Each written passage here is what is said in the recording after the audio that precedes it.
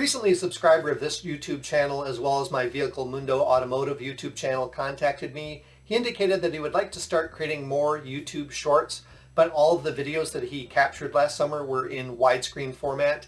He's new to Filmora 11. He didn't know how to convert them into portrait mode videos and asked me for assistance. So I thought I would create this video. If this video helps you as well because you're a beginner at Filmora 11, please let me know by commenting and giving this video a thumbs up at the end. So the first thing we need to do is go into Filmora 11.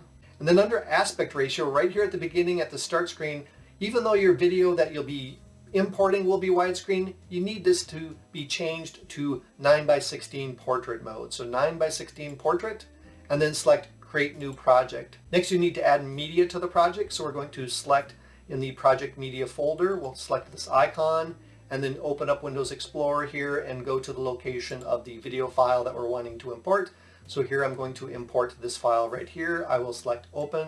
Then we need to drag that file into the timeline. We're presented with this warning that the resolution or frame rate of this media does not match the settings of this project. Do you want to change the project settings to match this media?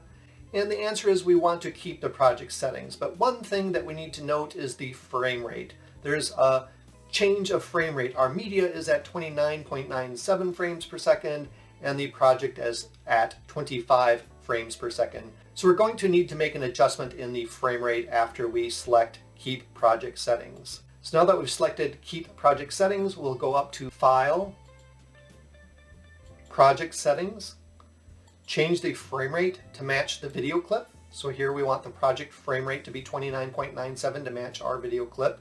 Select OK.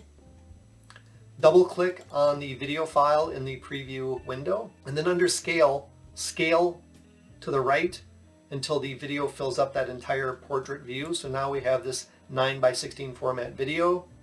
If needed, go ahead and grab the video and reposition it so that your object is in the middle. So maybe on your widescreen video, a person was standing to the far right and that's what you're wanting to create the video of. So you can reposition that. So here we'll put this car right in the middle. And then for a YouTube Reel as bonus content, I will tell you that generally it has to be under 1 minute in length to be considered a reel and get pushed out to a lot of people.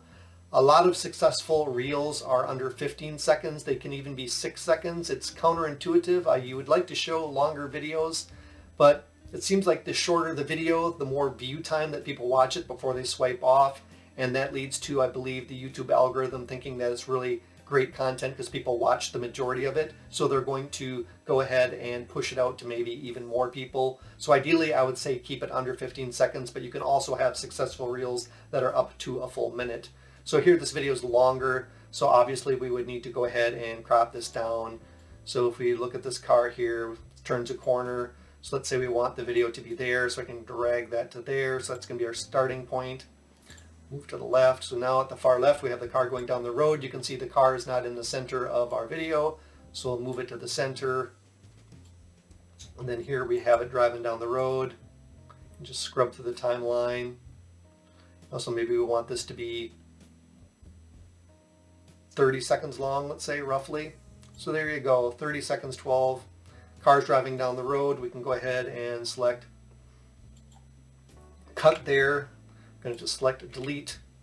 And then here we have a short video of this 2012 Chevrolet Corvette Grand Sport. Once you're done editing your YouTube short, select export. Select your favorite setting. I'd like to save the video to my local device so I can preview the quality of the video. So I would do MP4. I never use the presets. I always go into settings.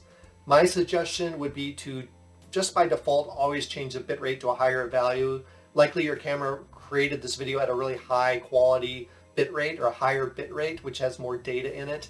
The default of 8,000 kilobits isn't all that great of a bitrate, so it might not result in the best quality video. So for that reason, I like to select 30,000. Maybe it's overkill, I don't know, but go ahead and try that. View the video, make sure it appears okay. If it does, then great, you can go ahead and upload it to YouTube.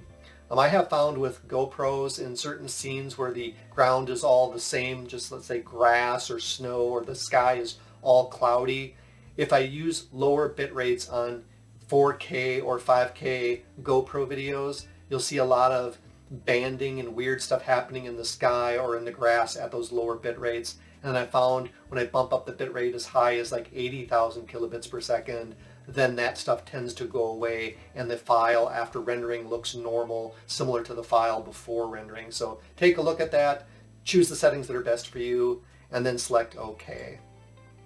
And then select Export. If you found the video helpful or informative, please give it a thumbs up, and also consider subscribing to this YouTube channel if you have not done so previously. Thanks for watching this video.